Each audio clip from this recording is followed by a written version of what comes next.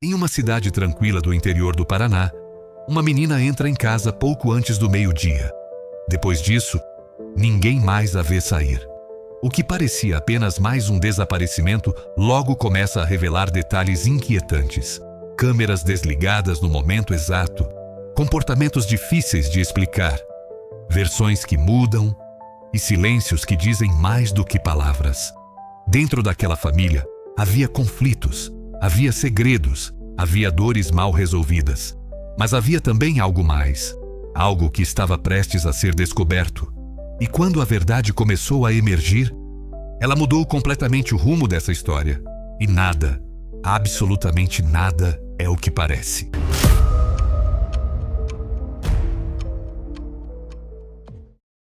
Capítulo 1. O início de tudo.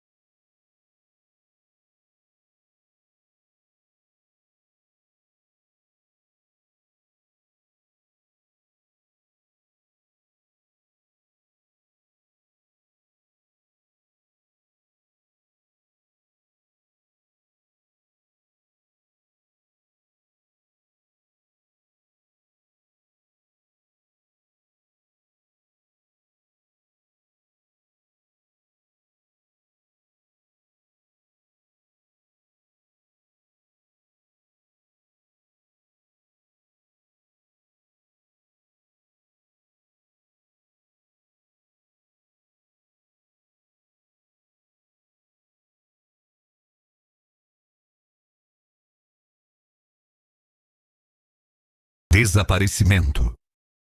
Quarta-feira, 24 de abril de 2019. Amanhã começa como qualquer outra.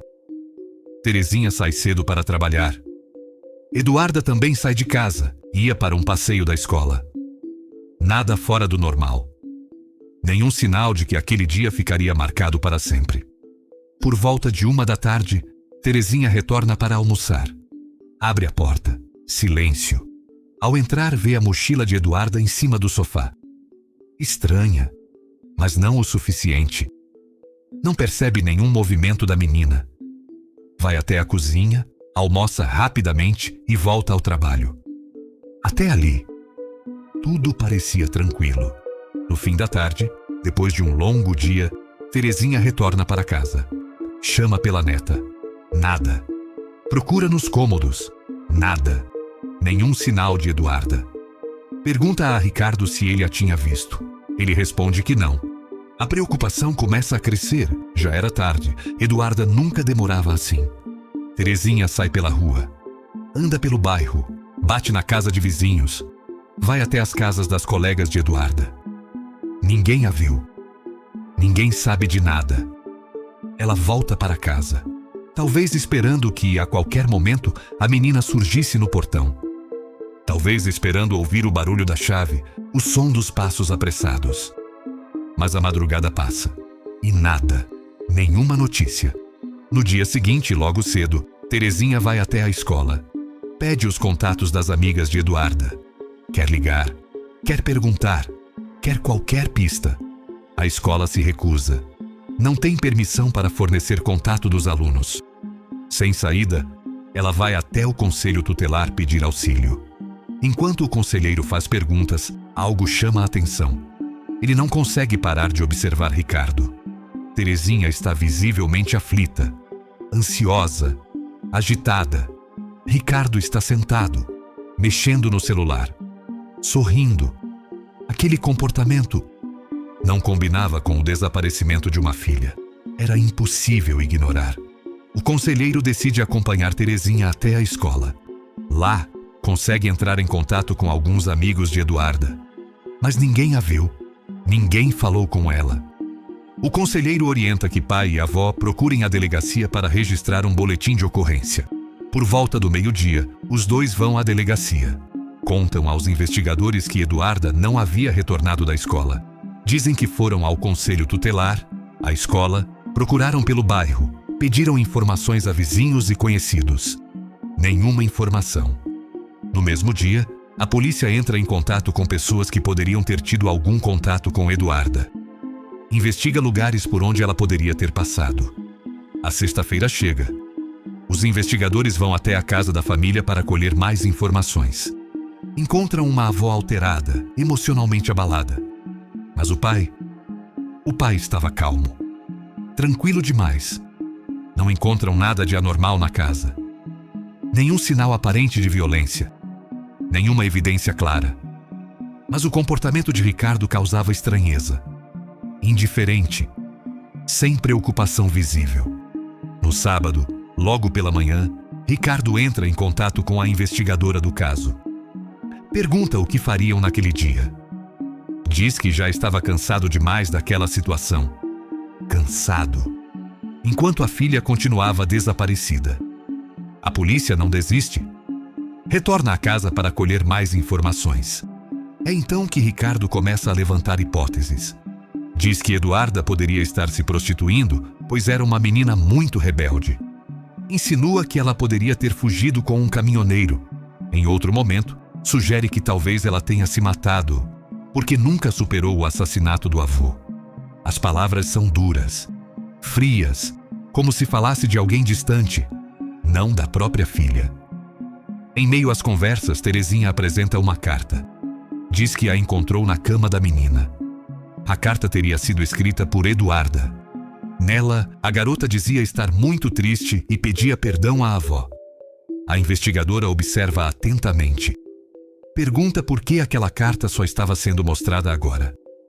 Terezinha responde que só naquele momento havia encontrado o papel, mas a explicação não convence. Algo não se encaixava. Havia silêncios demais, contradições demais, comportamentos difíceis de ignorar. Eduarda continuava desaparecida. E dentro daquela casa, a sensação era clara. A verdade ainda estava ali, escondida, esperando para ser revelada. Capítulo 3. A descoberta. Quando os investigadores entraram na casa da família, um detalhe chamou a atenção. Havia câmeras de segurança instaladas. O aparelho DVR foi recolhido e encaminhado para a perícia.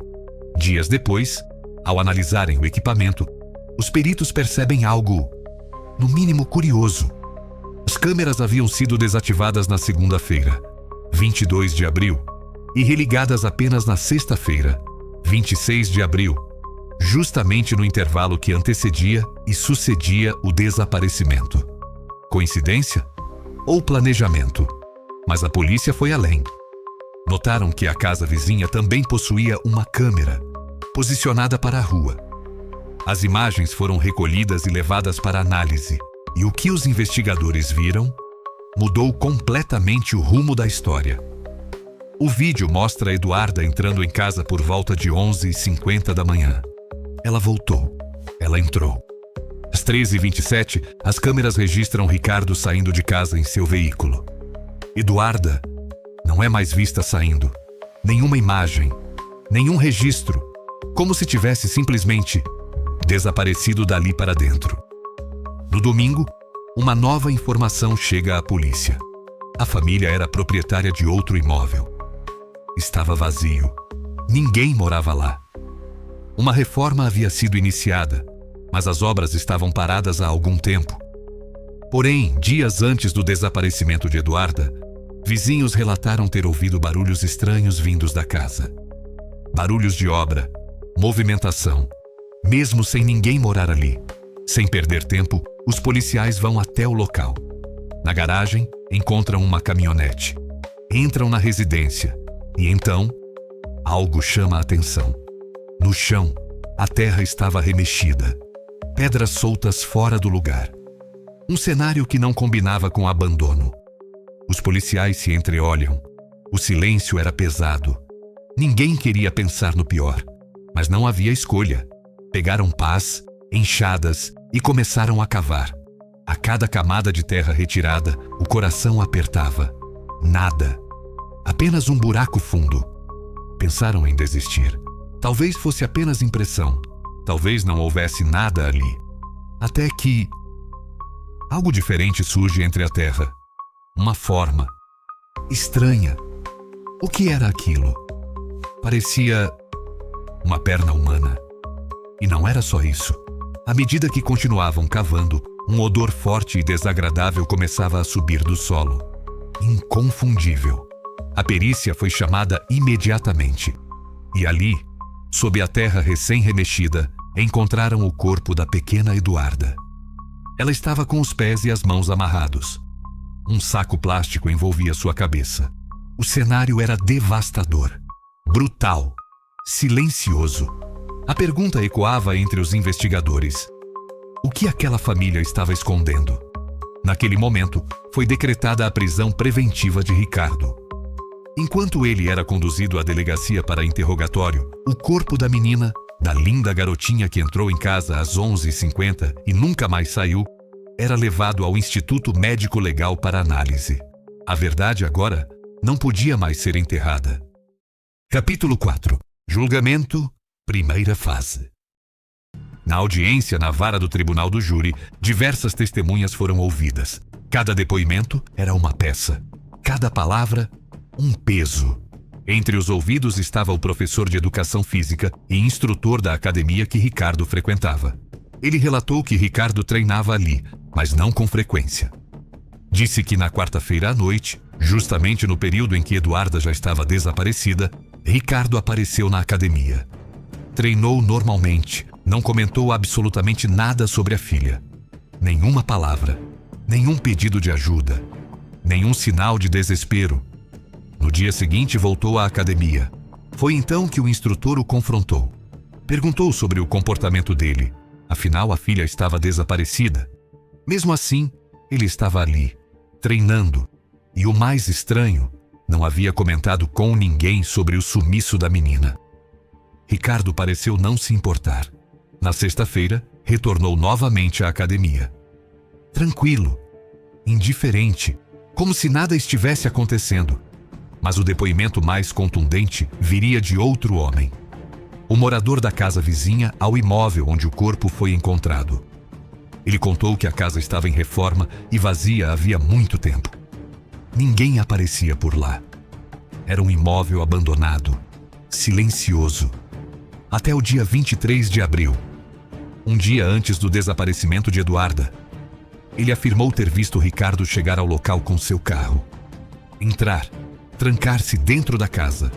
E então vieram os barulhos, pancadas, ruídos de obra, como se alguém estivesse trabalhando intensamente lá dentro. Na quarta-feira, ele o viu novamente. Ricardo entrou com o carro. Mais uma vez, trancou-se. E novamente, os mesmos barulhos. Pancadas, movimentação. Horas depois, saiu, fechou o portão e foi embora. Em princípio, Ricardo inicialmente disse não saber de nada. Negou, desviou, mas durante a audiência, confrontado com as provas, as imagens, os testemunhos, as contradições, percebeu que já não poderia se esquivar. Foi então que apresentou uma nova versão. Disse que havia chegado em casa e encontrado Eduarda já morta. Segundo ele, a filha estava enforcada com uma corda amarrada à maçaneta da porta. Disse que se apavorou. Disse que não chamou a polícia porque guardava muitos objetos ilegais em sua casa. Objetos que a polícia não poderia encontrar. E por isso, resolveu enterrar o corpo da própria filha. Uma narrativa que soava desesperada, fragmentada, fantástica demais para ser real.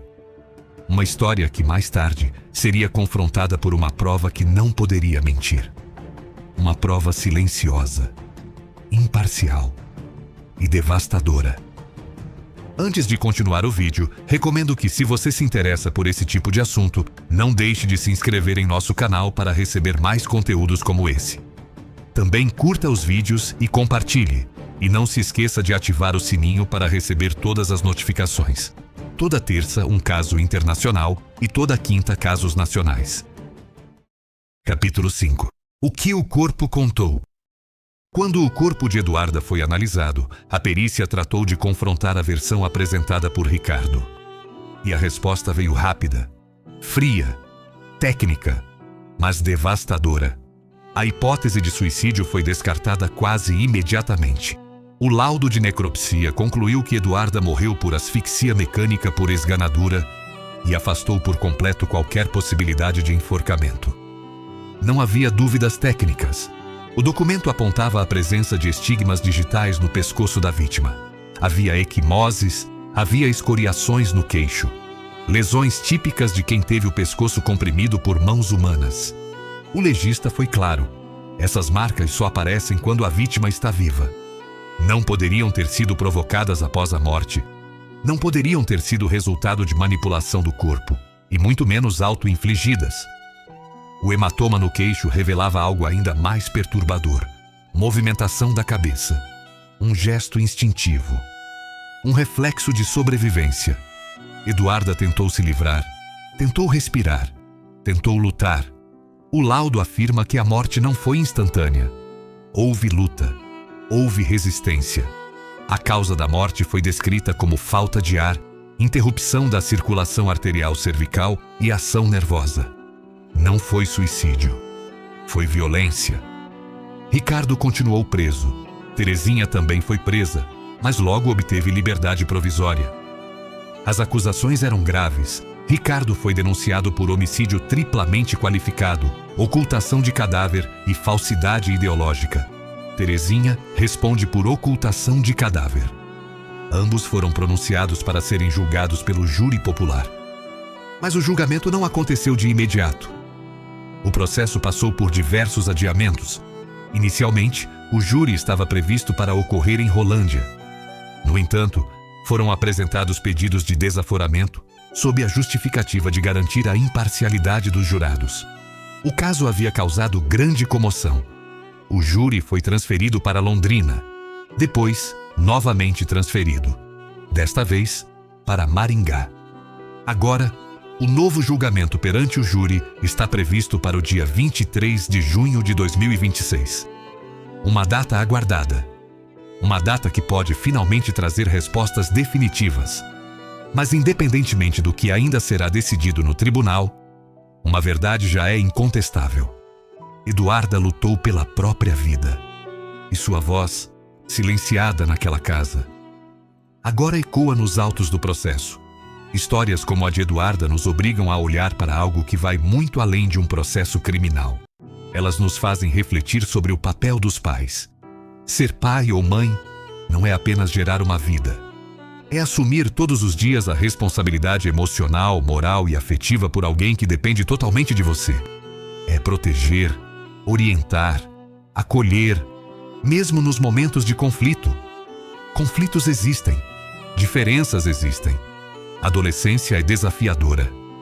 Mas nada justifica a ausência de cuidado, a negligência, a indiferença e muito menos a violência. Quando o diálogo falha, é preciso buscar ajuda. Quando o cansaço pesa, é preciso reconhecer limites. Quando há dor, ela precisa ser tratada. Filhos não precisam de pais perfeitos.